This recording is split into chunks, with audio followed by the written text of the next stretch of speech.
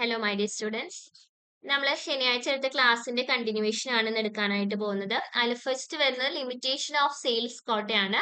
നമ്മൾ സെയിൽസ് കോട്ട, types of sales കോട്ടയൊക്കെ കണ്ടു. ഇനി അതിന്റെ ലിമിറ്റേഷൻ, സെയിൽസ് കോട്ടയ്ക്ക് എന്തൊക്കെ പോരായ്മകൾ ഉണ്ട് എന്നുള്ളതാണ് കാണാനായിട്ട് പോകുന്നത്. ചെറിയ ചെറിയ ടോപ്പിക്കുകളാണ്. ആദ്യത്തത് ഇൻഡിവിജ്വൽ ഡിഫറൻസ്. ഇതിൽ പറയുന്നത് വെച്ച് കഴിഞ്ഞാൽ നമ്മളൊരു കോട്ട സെറ്റ് ചെയ്യുമ്പോൾ ഒരു കാറ്റഗറി ഓഫ് ആൾക്കാർക്ക് എല്ലാവർക്കും ഒരേ എമൗണ്ട് ആയിരിക്കും മോസ്റ്റ് പ്രോബബിളി സെറ്റ് ചെയ്യുന്നത്.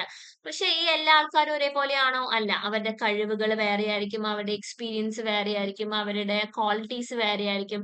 സോ പലതരത്തിലുള്ള ആൾക്കാർ ഒരേപോലെ ബിസിനസ് ചെയ്യുക എന്നുള്ളത് പ്രാക്ടിക്കബിലിറ്റി കുറവുള്ള ഒരു കാര്യമാണ്. അല്ലെങ്കിൽ അവരത് കൺസിഡർ ചെയ്യുന്നില്ല എന്നുള്ളതാണ് അതിൽ വരുന്നത്. അത് ഒബ്വിയസ്ലി ഒരു ലിമിറ്റേഷൻ ആണ്. രണ്ടാമത്തത് economic burden, which means that നമ്മൾ ഒരു കോട്ട സെറ്റ് ചെയ്യുന്ന സമയത്ത് കുറച്ച് എക്സ്പേർട്സിനെ ഹയർ ചെയ്യുന്നുണ്ടാവും, മാർക്കറ്റ് റിസർച്ച് നടത്തുന്നുണ്ടാവും, അല്ലെങ്കിൽ ഒരുപാട് സ്റ്റാറ്റിസ്റ്റിക്കൽ ടെക്നിക്സ് നമ്മൾ യൂസ് ചെയ്യുന്നുണ്ടാവും. ചിലപ്പോൾ നമ്മൾ XPSS അല്ലെങ്കിൽ അതിനേക്കാൾ വലിയ ആപ്പുകൾ യൂസ് ചെയ്യുന്നുണ്ടാവും. അങ്ങനെയൊക്കെ ചെയ്യുന്നത് കമ്പനീനെ സംബന്ധിച്ച് സാമ്പത്തികമായിട്ട് ചെലവ് വരുന്ന കാര്യങ്ങളാണ്. അതുകൊണ്ട് തന്നെ അതൊരു ലിമിറ്റേഷൻ ആയിട്ട് ഇവിടെ പറയുന്നു. അടുത്തത് കോംപ്ലക്സ് ടെക്നിക് ആണ്. നമ്മളിപ്പോ ഈ പറഞ്ഞ പോലെ മാർക്കറ്റ് റിസർച്ച് നടത്തണം, സ്റ്റാറ്റിസ്റ്റിക്കൽ ടെക്നിക്സ് യൂസ് ചെയ്യണം എന്നൊക്കെ പറയുമ്പോൾ ഒരുപാട് കോംപ്ലക്സ് ആയിട്ടുള്ള കാര്യങ്ങൾ ഈ സെയിൽസ് കോട്ട സെറ്റ് ചെയ്യുമ്പോൾ നമ്മൾ യൂസ് ചെയ്യേണ്ടതായിട്ട് വരും. അല്ലെങ്കിൽ അത് കോംപ്ലക്സ് ആണ് ഇൻ നേച്ചർ ബൈ. അടുത്തത് emphasize on sales only. Sales കോട്ടയിൽ എന്തിനു മാത്രമേ ഇമ്പോർട്ടൻസ് കൊടുക്കുന്നുള്ളൂ? സെയിൽസിന് മാത്രമേ ഇമ്പോർട്ടൻസ് കൊടുക്കുന്നുള്ളൂ. എങ്ങനെ സെയിൽസ് കൂട്ടണമെന്നോ അല്ലെങ്കിൽ കുറഞ്ഞു നിൽക്കുന്ന സെയിൽസിനെ എങ്ങനെ കൂട്ടിക്കൊണ്ടുവരാം, അല്ലെങ്കിൽ നമുക്ക് ഡിമാൻഡ് ഉണ്ടോ, ഡിമാൻഡ് എങ്ങനെയൊക്കെ വർദ്ധിപ്പിക്കാം, ഇതിനെക്കുറിച്ചൊന്നും സംസാരിക്കുന്നില്ല. സെയിൽസിന് മാത്രമാണ് ഇമ്പോർട്ടൻസ് കൊടുക്കുന്നത്. അടുത്ത ലിമിറ്റേഷൻ എന്ന് പറയുന്നത് no importance in sellers market. ഇത് എല്ലായിടത്തും എല്ലാ പ്രൊഡക്റ്റിനും വർക്ക് ആവുന്ന ഒരു പോയിന്റ് അല്ല. ഇതിൽ എങ്ങനെയാന്ന് വെച്ച് കഴിഞ്ഞാൽ നമ്മുടെ സപ്ലൈനേക്കാളും ഡിമാൻഡ് കൂടുതലാണ്. അങ്ങനെ വരുന്ന സാഹചര്യത്തിൽ ആ ഒരു ഇമ്പോർട്ടൻസ് അതിന് കൊടുക്കുന്നില്ല എന്നാ പറയുന്നത്. നമ്മൾ സെയിൽസ് കോട്ട സെറ്റ് ചെയ്യുന്ന സമയത്ത് പൊതുവെ നമ്മൾ ഇത്ര കോടിക്ക് അല്ലെങ്കിൽ ഇത്ര യൂണിറ്റ് വിൽക്കുക, അല്ലെങ്കിൽ ഇത്ര ലക്ഷം രൂപ നമുക്ക് ലാഭം ഉണ്ടാവണം, അങ്ങനെയാണ് നമ്മൾ പറയുന്നത്. ആൾക്കാർക്ക് ആ പ്രൊഡക്റ്റിന്റെ ആവശ്യമുണ്ടോ അല്ലെങ്കിൽ എത്ര കണ്ട് ആവശ്യമുണ്ട് എന്നുള്ളത് നമ്മൾ ഫോക്കസ് ചെയ്യുന്നില്ല. Next one, effects of various factors on sale. നമ്മൾ സെയിൽസ് കോട്ടയിൽ സെയിൽസിന് മാത്രമേ ഇമ്പോർട്ടൻസ് കൊടുക്കുന്നുള്ളൂ എന്ന് നേരത്തെ പറഞ്ഞു. ശരിയാണ്. നമ്മൾ ബാക്കിയുള്ള ഫാക്ടേഴ്സ് ആയിട്ടുള്ള പ്രൈസിനോ ക്വാളിറ്റിക്കോ കോസ്റ്റിനോ ഡിമാൻഡിനോ സപ്ലൈക്കോ ഇതിനൊന്നും തന്നെ ഇമ്പോർട്ടൻസ് സെയിൽസ് കോട്ടയിൽ കൊടുക്കുന്നില്ല. നമ്മൾ ഒബ്വിയസ്ലി സെയിൽസിന് ഇമ്പോർട്ടൻസ് കൊടുക്കുന്നുണ്ട്, പക്ഷെ അതിന്റെ സപ്പോർട്ടിംഗ് ആയിട്ടുള്ള ഫാക്ടേഴ്സിനൊന്നും ഇമ്പോർട്ടൻസ് കൊടുക്കുന്നില്ല, അല്ലെങ്കിൽ അതിന്റെ ഇഫക്റ്റിന് ഇമ്പോർട്ടൻസ് കൊടുക്കുന്നില്ല.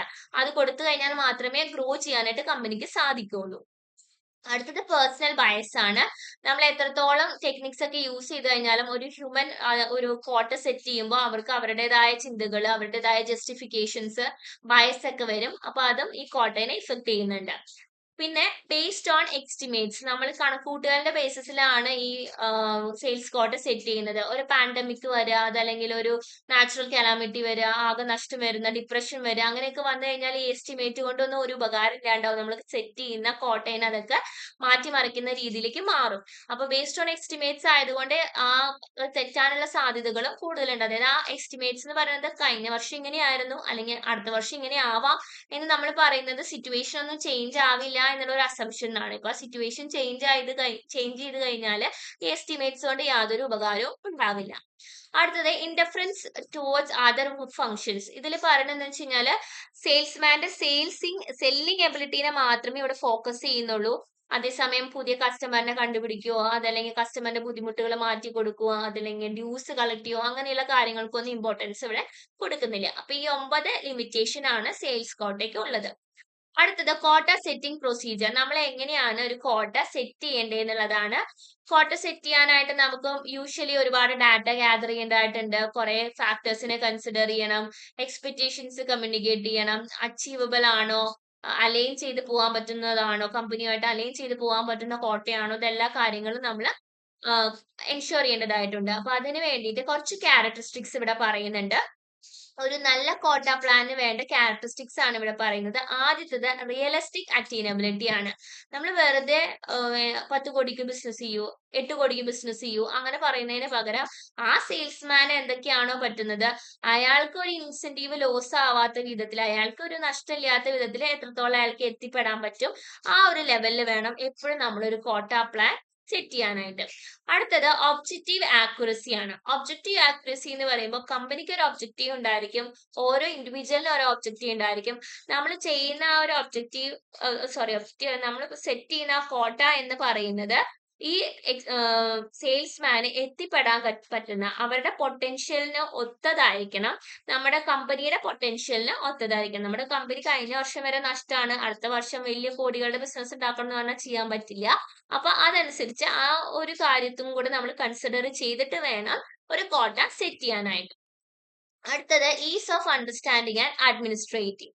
ഇതിൽ പറയുന്നത് നമുക്ക് ഒരു കോട്ട സെറ്റ് ചെയ്ത് കഴിഞ്ഞു കഴിഞ്ഞാല് മാനേജ്മെന്റിനും അതേപോലെ തന്നെ ഏറ്റവും താഴെ നിൽക്കുന്ന സെയിൽസ്മാന് വരെ അത് മനസ്സിലാവുന്ന രീതിയിൽ വേണം നമ്മൾ കോട്ട സെറ്റ് ചെയ്യാനായിട്ട്. ഇന്നതാണ്, ഇത്രയാണ് ഒരു വർഷത്തേക്കുള്ള കോട്ട, ഇത്രയാണ് ഒരു ക്വാർട്ടറിലേക്കുള്ളത്, അതിനെ ഡിവൈഡ് ചെയ്യുമ്പോൾ ഒരു മാസം ഇത്രയാണ് കോട്ട വരുന്നത് എന്നുള്ളത് ഡിവൈഡ് ചെയ്ത് അവർക്ക് പറഞ്ഞു കൊടുക്കാനും അത് അവർക്ക് പറഞ്ഞു കൊടുക്കുമ്പോൾ മനസ്സിലാക്കാവുന്ന രീതിയിലായിരിക്കണം ഒരു കോട്ട നമ്മൾ സെറ്റ് ചെയ്യേണ്ടത്. അത് പറഞ്ഞു കൊടുക്കുകയും കമ്മ്യൂണിക്കേറ്റ് ചെയ്യുകയും വേണം.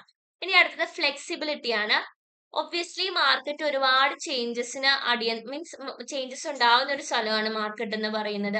അപ്പൊ നമ്മുടെ കോട്ട ഒരിക്കലും റിജിഡ് ആവരുത്, അഡിക്വേറ്റ് ഫ്ലെക്സിബിലിറ്റി ഉണ്ടായിരിക്കണം. ഒരു കോട്ട സെറ്റ് ചെയ്യുന്ന ഒരു വർഷത്തേക്ക് മുഴുവനാണ്, ഒരു വർഷം മുഴുവൻ നമുക്ക് പ്രൊഡക്റ്റ് ചെയ്യാനായിട്ട് സാധിക്കില്ല. അപ്പൊ ഫ്ലെക്സിബിൾ ആയിരിക്കണം. അടുത്തത് ഫെയർനെസ് ആണ്. നമ്മൾ ഒരിക്കലും സെയിൽസ് റെപ്രസെന്റേറ്റീവിനെ ഒരു ബാധ്യതയാക്കരുത് ഒരു കോട്ട സെറ്റ് ചെയ്യുന്നത്. അവരെ സംബന്ധിച്ച് അവരുടെ നല്ല പൊട്ടൻഷ്യൽ പുറത്തു വരാനായിട്ട് അവർക്ക് നല്ല രീതിയിൽ ഗുണകരമാകുന്ന രീതിയിൽ വേണം നമ്മൾ കോട്ട സെറ്റ് ചെയ്യാനായിട്ട്. ഒരിക്കലും അവർക്കൊരു ബേർഡൻ ആവരുത്. So it should be A fairness in setting A കോട്ട. അപ്പൊ ഫെയർനെസ് ആയിരിക്കണം എന്നാണ് പറയുന്നത്. അപ്പൊ ഇത്ര 5 പോയിന്റ് അതിനകത്ത് വരുന്നുള്ളൂ. ഇനി കോട്ട സെറ്റ് ചെയ്യുന്ന പ്രൊസീജിയർ ആണ് പറയുന്നത്. അതിൽ ആദ്യത്തത് understand company goals and objective. ഓരോ കമ്പനിക്കും ഗോളും ഒബ്ജക്റ്റീവ് ഒക്കെ ഉണ്ടാവും. അവർക്ക് ഒരു വർഷം എത്ര ബിസിനസ് ചെയ്യണം എന്നുണ്ടാവും, എത്ര റവന്യൂ ജനറേറ്റ് ചെയ്യണം എന്നുണ്ടാവും, ഒരു മാസം എത്ര ജനറേറ്റ് ചെയ്യണമെന്നുണ്ടാവും. അത് ക്ലിയർ ആയിട്ട് അവർ ഡിഫൈൻ ചെയ്യണം. കമ്പനിയുടെ ബിസിനസ് സ്ട്രാറ്റജിയും ഒബ്ജക്റ്റീവും നമ്മൾ കൺസിഡർ ചെയ്തുകൊണ്ട് വേണം ഒരു കോട്ട സെറ്റ് ചെയ്യാനായിട്ട്. കമ്പനിക്ക് എത്രയാണോ ഗ്രോത്ത് റേറ്റ് അവർ എക്സ്പെക്ട് ചെയ്യുന്നത് അതനുസരിച്ച് എത്ര ബിസിനസ് ഈ വർഷം വരണം എന്നുള്ളത് അവർ എസ്റ്റിമേറ്റ് ചെയ്യണം. അടുത്തത് gather historical data and market insights. ഇതിൽ പറയുന്നത് കമ്പനിയുടെ മുൻ വർഷങ്ങളിലെ സെയിൽസ് പെർഫോമൻസ് മനസ്സിലാക്കി അത് അനാലിസിസ് ചെയ്ത് കോമ്പറ്റീറ്ററിനെയും മാർക്കറ്റ് കണ്ടീഷൻസ് ഒക്കെ അനാലിസിസ് ചെയ്ത് ഒരു ആവറേജ് സെയിൽസ് ലെങ്ത് എത്രയാണെന്നൊക്കെ നമ്മൾ മനസ്സിലാക്കിയതിന് ശേഷം വേണം നമ്മളൊരു കോട്ട സെറ്റ് ചെയ്യാനായിട്ട്. അടുത്ത ചൂസ് എ കോട്ട സെറ്റിംഗ് അപ്രോച്ച്. 2 രീതിയിൽ മെയിൻ ആയിട്ട് വരും. ഇവിടെ 3 ടൈപ്പ് ഓഫ് അപ്രോച്ചാ പറയുന്നത്. ടോപ്പ് ഡൗൺ ആണ് ആദ്യത്തത്. ടോപ്പ് ഡൗൺ എന്ന് പറയുന്നത് sales leadership sets overall quota and allocates it to sales team. ആദ്യം നമ്മൾ കമ്പനിക്ക് ഒരു കോട്ട സെറ്റ് ചെയ്യും 10 കോടി, പിന്നെ അതിനെ ഓരോ ഹെഡിലേക്ക് തിരിച്ചു കൊടുക്കുന്നു. അപ്പൊ മുകളിൽ നിന്ന് താഴേക്ക് ഡിസ്ട്രിബ്യൂട്ട് ചെയ്യുന്നതാണ് ടോപ്പ് ഡൗൺ അപ്രോച്ച് എന്ന് പറയുന്നത്. ബോട്ടം അപ്പ് അപ്രോച്ച് എന്ന് പറഞ്ഞു കഴിഞ്ഞാൽ ആദ്യം സെയിൽസ് കപ്പാസിറ്റീസും പാസ്റ്റ് പെർഫോമൻസും നോക്കിയിട്ട് ഓരോ ഇൻഡിവിജ്വലിന് ആദ്യം കോട്ട കൊടുക്കും, എന്നിട്ട് അത് മുകളിലേക്ക് അവർ കണക്കൂട്ടുന്നതാണ്. അപ്പൊ ടോപ്പ് ഡൗണില് സെയിൽസ് ലീഡർഷിപ്പ് സെയിൽസ് ടീമിന് ആദ്യം എങ്ങനെയാണ് ഡിവൈഡ് ചെയ്ത് കൊടുക്കുക, മുകളിൽ നിന്നാണ് താഴേക്ക് ഡിവൈഡ് ചെയ്ത് കൊടുക്കുന്നത്. ബോട്ടം അപ്പില് ആദ്യം സെയിൽസ്മാൻമാർക്ക് എത്ര കോട്ട ഫിക്സ് ചെയ്യുന്നു, അതിനുശേഷം അത് മുകളിലേക്ക് അവർ കണക്കൂട്ടി പോകുന്നു. അടുത്തത് ഡാറ്റ ഡ്രിവൻ ആണ്. ഡാറ്റ ഡ്രിവൻ എന്ന് പറയുന്നത് CRM ഡാറ്റ വെച്ചിട്ട് അവർ മെട്രിക്സുകൾ വെച്ച് കണക്കൂട്ടലിന്റെ ബേസിസിൽ അവരൊരു കോട്ട സെറ്റ് ചെയ്യുന്നതിനെയാണ് ഡാറ്റ ഡ്രിവൻ അപ്രോച്ച് എന്ന് പറയുന്നത്. Set smart goal. ഇതില് സ്പെസിഫിക് ആയിട്ട് മെഷറബിൾ ആയിട്ട് achievable relevant and time bound ആയിട്ടുള്ള ഗോൾസ് വേണം എപ്പോഴും സെറ്റ് ചെയ്യാനായിട്ട്. Consider territory and product variation. നമ്മൾ ഏത് ഏരിയനെയാണ് കോൺസെൻട്രേറ്റ് ചെയ്യുന്നത്. എല്ലാ ഏരിയയിലും ഇപ്പൊ ടൗണിൽ ബിസിനസ് നടത്തുന്ന പോലെ ഗ്രാമങ്ങളിൽ നടക്കില്ല. അപ്പൊ നമ്മൾ ഓരോ ഏരിയ സെലക്ട് ചെയ്ത് ഓരോ പ്രൊഡക്റ്റിന്റെ ഏരിയ സെലക്ട് ചെയ്തിട്ട് വേണം കോട്ട സെറ്റ് ചെയ്യാനായിട്ട്. ഇപ്പൊ നമ്മുടെ ടൗൺ ഏരിയയിൽ വിറ്റ് പോകുന്ന അത്രയും പ്രൊഡക്റ്റ് എവിടെ വിറ്റ് പോവില്ല, നമ്മുടെ ഗ്രാമങ്ങളിൽ വിറ്റ് പോവില്ല. ഗ്രാമങ്ങളിൽ വിറ്റ് പോകുന്ന പ്രൊഡക്റ്റ് വേറെ തരത്തില്. ഇപ്പൊ ഫോർ എക്സാമ്പിൾ നമ്മൾ ജങ്ക് ഫുഡ്സ് എടുക്കുകയാണെങ്കിൽ ജങ്ക് ഫുഡ്സ് ടൗണിലായിരിക്കും കൂടുതൽ വിറ്റ് പോകുന്നുണ്ടാവുക, അതേസമയം വില്ലേജസിൽ അധികം വിറ്റ് പോകുന്നുണ്ടാവില്ല. അപ്പൊ അവിടെ പ്രോഡക്റ്റ് വേരിയേഷൻ വന്നു. അപ്പോൾ ആ പ്രോഡക്റ്റ് വേരിയേഷനും ടെറിട്ടറി വേരിയേഷനും കൺസിഡർ ചെയ്തിട്ട് വേണം നമ്മൾ ഒരു സെയിൽസ് കോട്ട ഫിക്സ് ചെയ്യാനായിട്ട്. അടുത്തത് ഫാക്ടർ ഇൻ എക്സ്റ്റേണൽ ഇൻഫ്ലുവൻസസ്. നമ്മളൊരു കോട്ട സെറ്റ് ചെയ്യുന്ന സമയത്ത് market fluctuation, season, promotional campaign, അങ്ങനെ എല്ലാ ബാക്കിയുള്ള ഘടകങ്ങളെയും കൂടി കൺസിഡർ ചെയ്യണം. Next one, communicate clearly and transparently. നമ്മളൊരു കോട്ട സെറ്റ് ചെയ്ത് കഴിഞ്ഞാൽ സെയിൽസ് ടീമിന് ഇവിടെ പറയണം കൃത്യമായിട്ട് നിങ്ങൾ ഇത്ര ബിസിനസ് ചെയ്യണം എന്നാണ് കമ്പനി ഉദ്ദേശിക്കുന്നത്. അത് പ്രോപ്പർ ആയിട്ട് കമ്മ്യൂണിക്കേറ്റ് ചെയ്യണം. അത് ക്ലിയർലി അത് എന്താ പറയാ മെൻഷൻ ചെയ്തിട്ടുണ്ടായിരിക്കണം. എങ്ങനെയാണ് ആ കോട്ട അവര് എക്സ്പെക്ട് ചെയ്യുന്നത്. ഇപ്പൊ ഒരു സെയിൽസ് ടീമിൽ 10 പേരുണ്ട്, 10 ലക്ഷമാണ് അവരുടെ കോട്ട എങ്കിൽ ഒരാളുടെ കോട്ട ഒരു സെയിൽസ്മാന്റെ കോട്ട 1,00,000 അത് നമുക്ക് തന്നെ പറഞ്ഞു കൊടുക്കാൻ പറ്റണം, അത് മെഷറബിൾ ആയിരിക്കണം. അടുത്ത റിവ്യൂ ആൻഡ് റിവൈസ് കോട്ട. ഈ കോട്ടാസ് റെഗുലർലി നമ്മൾ റിവ്യൂ ചെയ്യണം, റിവൈസ് ചെയ്യണം. ചിലപ്പോൾ മാർക്കറ്റ് കണ്ടീഷൻ മാറി കഴിഞ്ഞാൽ 10 കോടിയുടെ കൊടുത്ത് ചിലപ്പോൾ 8 കോടിയായിട്ട് ചുരുക്കേണ്ടതായിട്ട് വരും. ആ സിറ്റുവേഷൻ അനുസരിച്ച് അവർ ചെയ്യണം. then link quotas to compensation. നമ്മൾ വെറുതെ കോട്ട സെറ്റ് ചെയ്താൽ പോരാ, അത് നമ്മുടെ സെയിൽസ്മാന് കൊടുക്കുന്ന ശമ്പളമായിട്ട് ലിങ്ക് ചെയ്യണം. ഫോർ എക്സാമ്പിൾ ഇത് നിങ്ങൾ വായിച്ചു നോക്കാൻ, ഞാൻ നിങ്ങൾക്ക് മനസ്സിലാവുന്ന രീതിയിൽ ഒരു എക്സാമ്പിൾ പറയാം. നമ്മളിപ്പോ ഒരു 10 കോടിയാണ്, 10 കോടി വേണ്ട, 10 ലക്ഷമാണ് ഒരു സെയിൽസ്മാന് കോട്ട നിശ്ചയിച്ചിരിക്കുന്നതെങ്കിൽ ആ 10 ലക്ഷം അറ്റൈൻ ചെയ്ത് കഴിഞ്ഞാൽ അവർക്ക് ആ ശമ്പളത്തിന്റെ കൂടി ഇത്ര ശതമാനം അഡീഷണൽ കമ്മീഷൻ കൊടുക്കുന്നു. ലൈക്ക് ദാറ്റ് അവർക്കും കൂടെ ഉപകാരപ്പെടുന്ന രീതിയിൽ വേണം ആ കോട്ട എക്സ്റ്റാബ്ലിഷ് ചെയ്യാനായിട്ട്. അപ്പൊ കോട്ട കൊണ്ട് അവർക്ക് യൂസ് ഉണ്ട് എന്നുള്ളത് അവർക്ക് തോന്നും കൂടെ വേണം. അപ്പൊ അങ്ങനെ വേണം കോമ്പൻസേഷൻ സെറ്റ് ചെയ്യാനായിട്ട്. ദെൻ അഡ്മിനിസ്ട്രേറ്റിംഗ് ദ കോട്ട സിസ്റ്റം, സെയിൽസ് ടീം ഫോർമേഷൻ. കോട്ട സിസ്റ്റം എങ്ങനെയാണ് അഡ്മിനിസ്റ്റർ ചെയ്യേണ്ടത് എന്നുള്ളതാണ്. നമ്മൾ കോട്ട സിസ്റ്റം സെറ്റ് ചെയ്യുന്ന സമയത്ത് റിയലിസ്റ്റിക് ആയിട്ട് ആൾക്കാർക്ക് മനസ്സിലാവുന്ന രീതിയിൽ സെയിൽസ്മാൻമാർക്ക് അച്ചീവ് ചെയ്യാൻ പറ്റുന്ന രീതിയിലുള്ള ടാർഗറ്റ് വേണം എപ്പോഴും സെറ്റ് ചെയ്യാനായിട്ട്.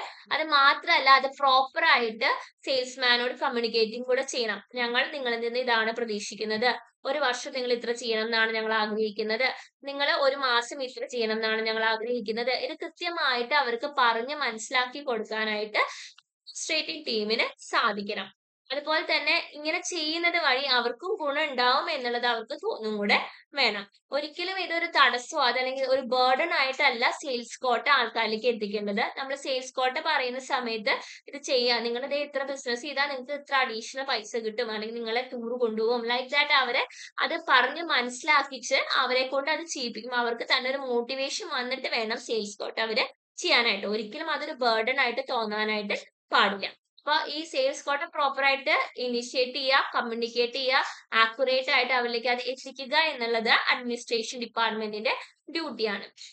ഇനി സ്റ്റെപ്സ് ഇൻ അഡ്മിനിസ്ട്രേറ്റിംഗ് എ കോട്ട സിസ്റ്റം. ഒരു കോട്ട സിസ്റ്റം ഒരു സ്ഥാപനത്തില് നടപ്പാക്കാനായിട്ട് കുറച്ച് സ്റ്റെപ്പുകൾ എടുക്കണം. ആദ്യത്തേത് set clear sales goals and objective.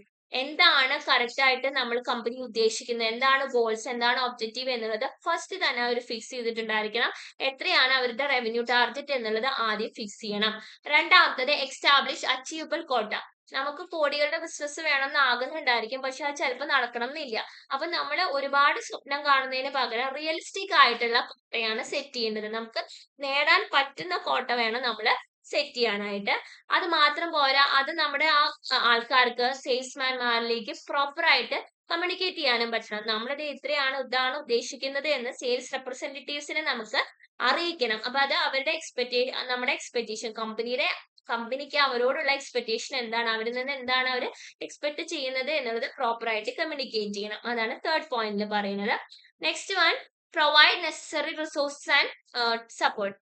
നമ്മള് കമ്പനിയുടെ സെയിൽസ്മാൻമാരോട് പറയാണ് നിങ്ങൾ ഇത്ര ലക്ഷത്തിന് ബിസിനസ് ചെയ്യൂ, അത് പറയുന്നതോട് കൂടി തന്നെ അവർക്ക് അതിന് വേണ്ട സാധനങ്ങളും ട്രെയിനിങ്ങും കാര്യങ്ങളും ഒക്കെ കമ്പനി കൊടുക്കണം. എങ്ങനെ ആൾക്കാരെ കണ്ട് ഇത് അവരെ കൺവിൻസ് ചെയ്യിപ്പിക്കണം. പ്രോപ്പർ ആയിട്ട് റെഗുലർ ഇന്റർവെല്ലിൽ സെയിൽസ്മാൻമാർക്ക് ട്രെയിനിങ് കൊടുക്കണം. അത് മാത്രമല്ല, അവർക്ക് അതിനുള്ള ഉപയോഗിക്കാനുള്ള സാധനങ്ങൾ, മേ ബി മൊബൈൽ ഫോൺ ആവാം, ടാബ് ആയിരിക്കാം, അത് അവർക്ക് കൃത്യമായിട്ട് കൊടുക്കണം. Then monitor progress and offer feedback. കൃത്യമായിട്ട് ഇവരുടെ ടീം പെർഫോമൻസ് വിലയിരുത്തണം. അതനുസരിച്ച് ഇപ്പൊ ഒരു മാസം ഒരു 10 ലക്ഷം നമ്മൾ ബിസിനസ് ടാർഗറ്റ് വെച്ചു, 8 എത്തിയുള്ളൂ. അപ്പൊ അവരോട് പറയാ 8 ചെയ്തിട്ടുള്ളൂ, 2 കൂടെ ചെയ്യാനുണ്ട്. അപ്പൊ അടുത്ത മാസം നിങ്ങൾ 12 ചെയ്താൽ നിങ്ങളുടെ ടാർഗറ്റ് ഇതുവരെയുള്ളത് കംപ്ലീറ്റ് ആയി. ലൈക്ക് ദാറ്റ് അവർക്ക് കൃത്യമായിട്ട് ഒരു ഫീഡ്ബാക്ക് കൊടുക്കണം. ദെൻ അലൈൻ കോമ്പൻസേഷൻ വിത്ത് കോട്ട സ്ട്രാറ്റജി. നേരത്തെ പറഞ്ഞ പോലെ തന്നെ നമ്മൾ ആൾക്കാർക്ക് ശമ്പളം കൊടുക്കുമ്പോൾ ഈ കോട്ട ഫുൾഫിൽ ചെയ്യുന്നതിനുള്ള ഒരു ബെനിഫിറ്റും കൂടെ അവർക്ക് മോണിറ്ററി ആയിട്ട് കൊടുക്കണം. അടുത്തത് ഫോസ്റ്റർ അക്കൗണ്ടബിലിറ്റി ആൻഡ് ട്രാൻസ്പെറൻസി. എല്ലാ സ്ഥാപനങ്ങളിലും ഒരു അക്കൗണ്ടബിൾ ആയിട്ടുള്ള ഒരു കൾച്ചറാണ് നമ്മൾ ഫോളോ ചെയ്യേണ്ടത്. സെയിൽസ് റെപ്രസെന്റിന് അവർ ചെയ്യുന്ന കാര്യങ്ങൾക്ക് എന്തൊക്കെ ഗുണമുണ്ട് എന്തൊക്കെ ദോഷമുണ്ട് എന്നുള്ളത് കൃത്യമായിട്ട് മനസ്സിലാവണം. ഞാൻ ഈ മാസം ഇത്ര ബിസിനസ് ചെയ്തു, അപ്പൊ എനിക്ക് ഇത്ര ശമ്പളം കൂടുതൽ കിട്ടി, എനിക്ക് കഴിഞ്ഞ മാസം ശമ്പളം കുറവ് കിട്ടിയതിന്റെ കാരണം എനിക്ക് ഇത്ര ബിസിനസ് ഉണ്ടായിരുന്നില്ല. ലൈക്ക് ദാറ്റ് എല്ലാ കാര്യങ്ങളും ട്രാൻസ്പെറന്റ് ആയിരിക്കണം, അക്കൗണ്ടബിൾ ആയിരിക്കണം, മനസ്സിലാവുന്ന രീതിയിൽ അവരിലേക്ക് അത് എത്തിക്കണം. അടുത്തത് അഡ്ജസ്റ്റ് കോട്ടാസ് പീരിയോഡിക്കലി. ടൈം അനുസരിച്ച് കാര്യങ്ങൾ മാറുന്നതിനനുസരിച്ച്, ചേഞ്ചസ് ഇൻ മാർക്കറ്റിംഗ് സിറ്റുവേഷൻ ഇതെല്ലാം മാറുന്നതിനനുസരിച്ച് നമ്മൾ കോട്ട അഡ്ജസ്റ്റ് ചെയ്തുകൊണ്ടേയിരിക്കണം. ഞാൻ ഇത്ര ലക്ഷത്തിന്റെ കോട്ട പറഞ്ഞു, അതൊന്നും മാറില്ല എന്നല്ല പറയേണ്ടത്. സിറ്റുവേഷൻ സർക്കംസ്റ്റാൻസസ് അനുസരിച്ച് കോട്ട റിവ്യൂ ചെയ്തുകൊണ്ടേയിരിക്കണം. അടുത്തത് ഇൻവോൾവ് സ്റ്റേക്ക് ഹോൾഡേഴ്സ്. കോട്ട സെറ്റ് ചെയ്യുന്ന സമയത്ത് നമ്മള് സെയിൽസ് ലീഡേഴ്സ്, മാർക്കറ്റിംഗ്, ഫൈനാൻസ് അങ്ങനെയുള്ള ബാക്കിയുള്ള റെലവന്റ് ഡിപ്പാർട്ട്മെന്റ്സിനെ ഒക്കെ ഇൻവോൾവ് ചെയ്തിട്ട് വേണം നമ്മളൊരു കോട്ട സെറ്റ് ചെയ്യാനായിട്ട്. എന്നാൽ മാത്രമേ നമുക്ക് പ്രോപ്പർ ആയിട്ട് ഒരു കോട്ട സെറ്റിംഗ് നടത്താനായിട്ട് സാധിക്കുള്ളൂ. അപ്പൊ ഇത്രയാണ് നമ്മൾ ഇന്ന് എടുക്കുന്നത്. നിങ്ങൾ ജസ്റ്റ് ഇതൊന്ന് പോവാ, കുറച്ച് പോർഷനുകൾ വായിച്ചു നോക്കുക. Thank you.